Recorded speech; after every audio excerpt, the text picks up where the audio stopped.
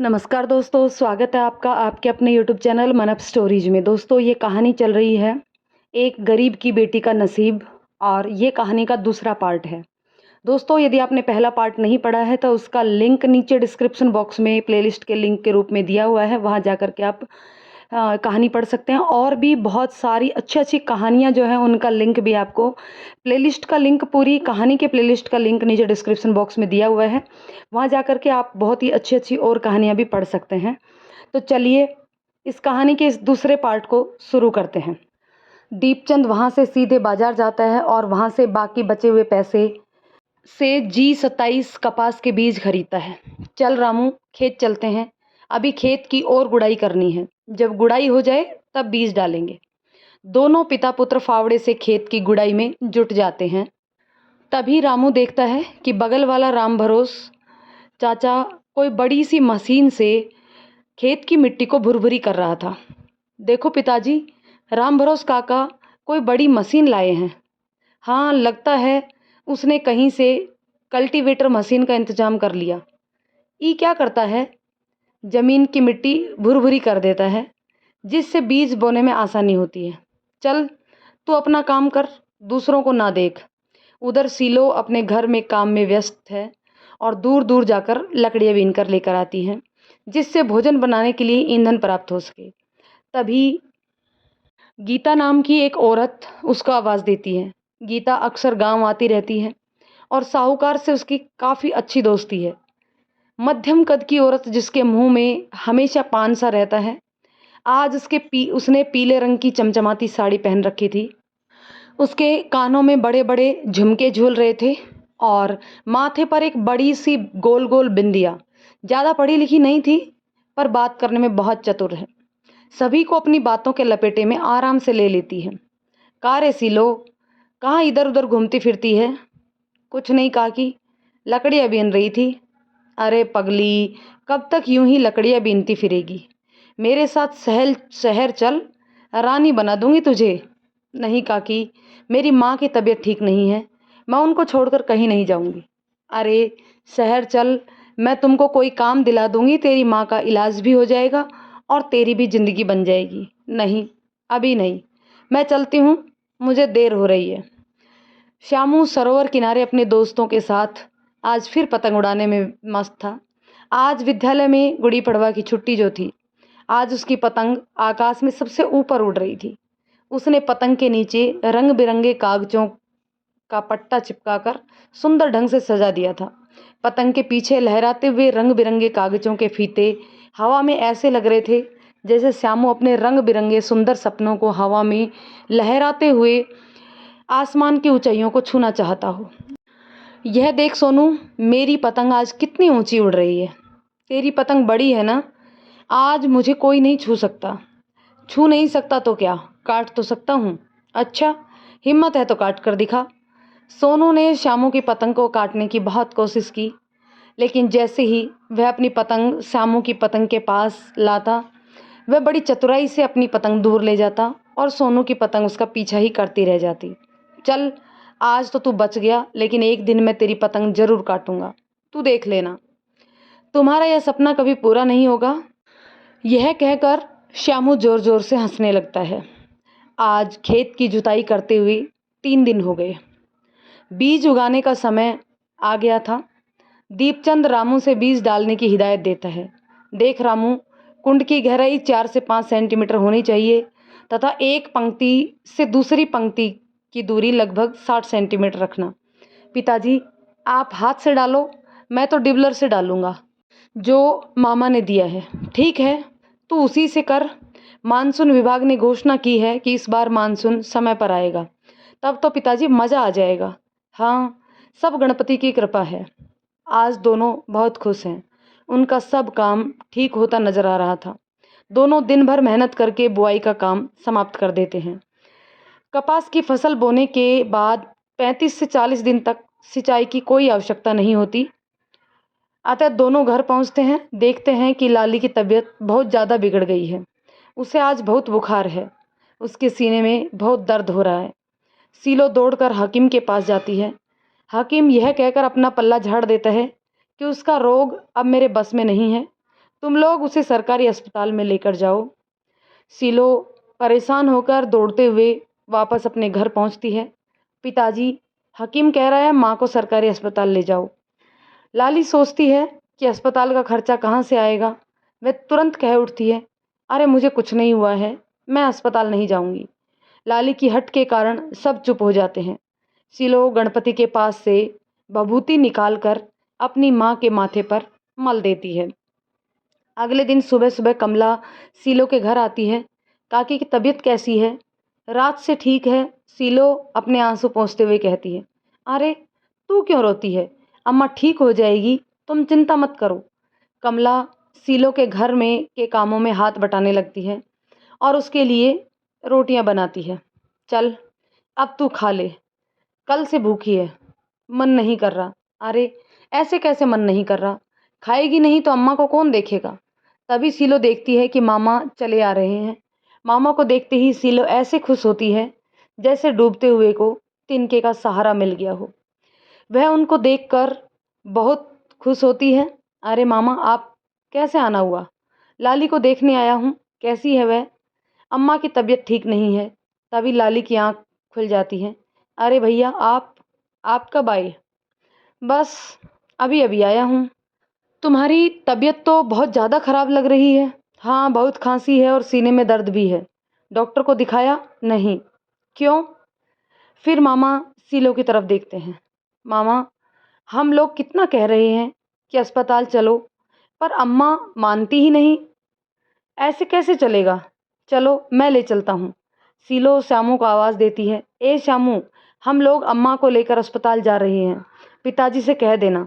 मामा taxi वाले को बुलाते हैं और सीलो और लाली को लेकर अस्पताल चले जाते हैं। 2 घंटे इंतजार के बाद नर्स लाली को आवाज़ लगाती है। डॉक्टर लाली को देखता है और ब्लड टेस्ट और चेस्ट एक्सरे करने के लिए कह देता है। रिपोर्ट से पता चलता है कि लाली को टीबी है, जो कि अंतिम स्टेज पर है। अब उसको दवा भी काम नहीं करेगी। मामा के पैर के नीचे से जैसे जमीन ही खिसक गई।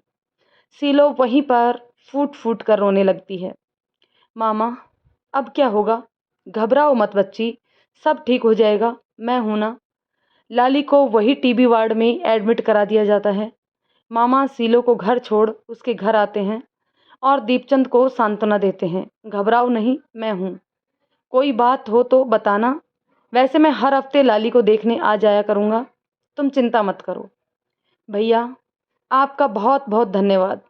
आप न होते तो हम लोग क्या करते? नहीं नहीं, तुम परेशान मत हो, सब गणपति ठीक करेंगे।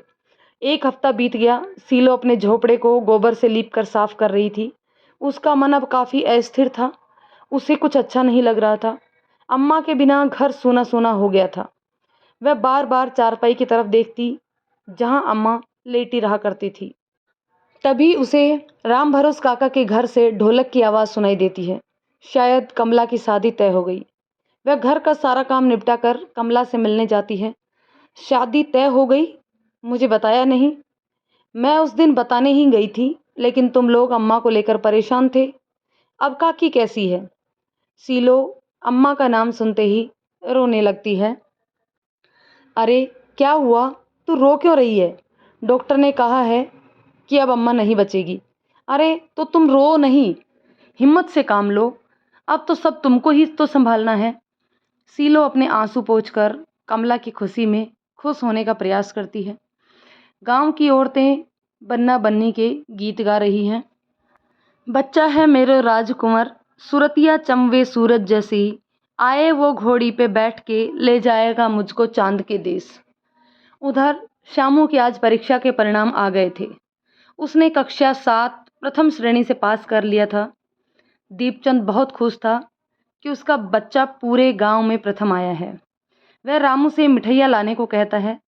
सब खुश हैं, बस सीलो को अम्मा की याद सता रही थी। वह सोच रही थी, काश आज अम्मा भी हम लोगों के साथ में होती। इस बार मानसून अपने समय पर आया। खेतों में बीज अंकुरित हो चुके थे। दीपचंद बहुत खुश था। वह अपने अंकुरित हुए पौधों को देखकर ऐसे खुश हो रहा था जैसे एक माँ अपने गर्भ में पल रहे बच्चे को प्रेम से सहलाकर उससे बातें कर खुश होती है। दीपचंद की आंखों में अब चमक लौट आई थी। उसके शरीर का एक एक रोम अपने खेतों को देखकर पुलकित हो रहा था। तभी उधर से गांव का पंडित गुजरा और वह दीपचंद को आवाज देता है, अरे ओ दीपचंद, जरा सुनो तो। दीपचंद को कुछ सुनाई नहीं दे रहा था, वह तो बस अपने खेतों को निहारने में ही व्यस्त था। अरे ओ भैया दीपचंद। तभी दीपचंद की दृष्टि पंडित पर पड़ती है। अरे पंडित जी, कैसे आना हुआ? अरे भैया, एक खुशखबरी है। क्या? अरे तुम्हारी लड़की की फोटो लड़के वालों को पसंद आ गई है। वह लोग अगले हफ्ते आ रहे हैं। अच्छा, यह तो सचमुच बड़ी अच्छी खबर है। शायद इस बार लड़के वालों को सब कुछ ठीक लगे। लड़का क्या करता है? लड़के के पिता के पास 5 एकड़ जमीन है। वह भी तुम्हारी तरह किसान है और लड़का बैंक में क्लर्क है। यह तो बहुत ही अच्छी बात है। दीपचंद बहुत खुश होता है, खुशी खुशी घर जाता है और वह खुशखबरी रामू और सीलो को बताता है। तुम्हारी अम्मा यहाँ होती तो वह भी बहुत खुश होती। सीलो को कुछ विशेष अंतर नहीं पड़ता, क्योंकि उसका तो पूरा ध्यान अपनी माँ पर लगा हुआ है। उसकी तो अभी विवाह करने की इच्छा भी नहीं है। वह तो अपनी पढ़ाई पुनः प्रारंभ करना चाहती थी, पर घर की आर्थिक स्थिति खराब होने के कारण उसकी यह इच्छा अधूरी की अधूरी ही रह गई थी। अगले ही दिन दीपचंद और सीलो लाली से मिलने अस्पताल जाते हैं। अस्पताल में प्रवेश करते ही सीलो का हृदय जोर जोर से धड़कने लगता है। पता नहीं अम्मा किस हालत में होगी, पता नहीं वह कब हम लोगों को छोड़कर चली जाएगी। लाली को देखते ही दीपचंद रोने लगता है। लाली, ये तुम्हारी क्या हालत हो गई है? सब मेरी ही गलती है। मैं अपने परिवार की देखभाल ठीक से नहीं कर सका। मुझे क्षमा कर दो लाली। मैं तुम्हें कुछ नहीं दे सका, तुम्हारा ठीक से इलाज भी नहीं करवा सका। ऐसा नहीं है जी, मुझे आपसे कोई शिकायत नहीं है। आपने अपनी तरफ से तो सब ठीक ही किया। अब तकदीर ही ऐसी है तो कोई क्या कर सकता है। दीपचंद अपने आंसू पोंछता है और बताता है कि कल लड़के वाले हमारी सीलो को देखने आ रहे हैं। ये तो बड़ी अच्छी बात है। देखिए, इस बार लड़के वाले हाथ से जाने नहीं चाहिए। तुम चिंता मत करो। लड़का क्या करता है? लड़का, वह बैंक में क्लर्क है। तब तो बहुत अच्छा है। लाली सीलो को गले से लगा लेती है और उसका माथा चूमती है। मेरी बच्ची, भगवान तुम्हें सदा सुख ही रखे। मैं कितनी बदनसीब माँ हूँ जो अपनी ही बच्ची का ब्याह नहीं देख सकती। इतना सुनते ही सीलो जोर जोर से रोने लगती है। आज लड़के वाले आने वाले हैं। सुबह से ही दीपचंद तैयारियों में लगा हुआ है। सीलो, घर जरा कायदे से कर दे, और रामू तू जाकर मिठाई ले आ। लड़के वाले आते ही होंगे। थोड़ी देर में भूराराम और उसका लड़का राजेश और पत्नी उमा के साथ आ जाते हैं। दीपचंद उनका स्वागत करता है और सबका हालचाल पूछता है। थोड़ी देर में राजेश की माँ उमा शीला को बुलाने के लिए कहती है। आज सीलो ने साड़ी पहनी हुई है जो उसने कमला की सहायता से पहनी थी। उमा को सीलो पसंद आ जाती है। हमें तो लड़की पसंद है। फिर वह राजेश की तरफ देखती है। बेटा, तुमको कैसी लगी? अम्मा, तुम्हें पसंद है तो ठीक है। फिर भूराराम पूछता है, तो दीपचंद, कब शादी करना चाहोगे? अब आप तो सब जानते ही हैं, मैं तो फसल कटाई के बाद ही शादी कर पाऊंगा। ठीक है, तब माघ में शादी कर लेते हैं। हाँ, मैं पंडित जी से मिलकर तारीख निकलवा लेता हूँ। उमा शगुन के तौर पर सीलो को एक साड़ी और 2 सोने के कड़े उसको पहना देती है। दीपचंद की खुशी आज दुगनी थी। लाली को अस्पताल में भर्ती हुए 3 हफ्ते हो गए। उसकी हालत दिन पर दिन और ख़राब होती जा रही थी। सीलो आज श्यामू के साथ माँ से मिलने अस्पताल आती है। उसने अम्मा की हालत देखी न जा रही थी। उसकी आंखों से लगातार अश्रु की धारा बह रही थी। रो मत पगली, जाना तो सबको एक ना एक दिन है ही। आज नहीं तो थोड़ा देर से सही। जो जन्म लेगा वह एक ना एक दिन तो मरेगा ही। यही प्रकृति का नियम है। लेकिन अम्मा, मैं तुम्हारे बिना कैसे रहूँगी? अरे, जब ससुराल जाएगी तो वहाँ की जिम्मेदारियों में सब भूल जाएगी। वैसे भी समय सारे दुख और कष्ट भुला देता है।